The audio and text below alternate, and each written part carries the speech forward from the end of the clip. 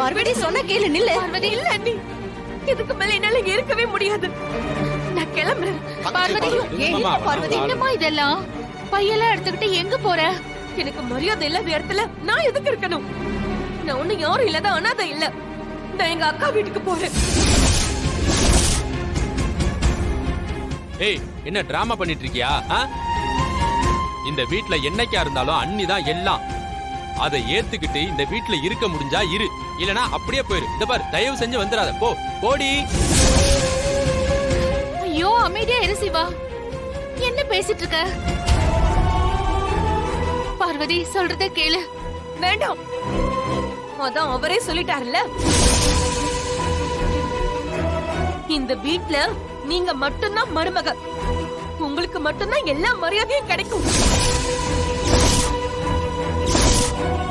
நான் இதுக்கு மேலயும் மானுகிட்ட இந்த வீட்ல இருக்க விரும்பல. நான் போறேன்.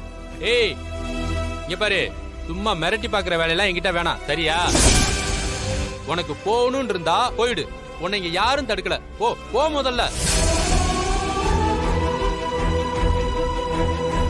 என்ன மச்சான் நீங்களும்? அம்மா விடுங்க மாமா, போனா போயிட்டு. செல்லு பார்வதி.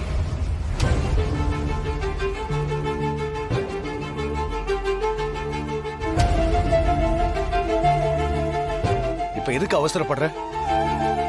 இதான் உன் வீடு, நீ எங்கேயும் போக வேண்டாம். அண்ணா, அவ போறான்னா போகட்டுண்ணே, விடுங்க அண்ணே. அமைதியாரு. பார்வதி கேக்குறதுல எந்த தப்பும் இல்லையே. அண்ணே, என்னன்னு நீங்களே இப்படி பேசுறீங்க? நம்ம அம்மாவுக்கு அடுத்து நமக்கு அண்ணி தானே எல்லாமே.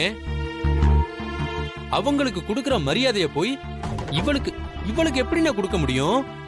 மரியாதைங்கிறது எல்லாருக்கும் கொடுக்க வேண்டியதுதான். அவளுக்கும் கேட்கிற உரிமை இருக்கு. அவர் சொல்றதும் சரிதான். பார்வதி கேக்குறதுல எந்த தப்பும் இல்ல.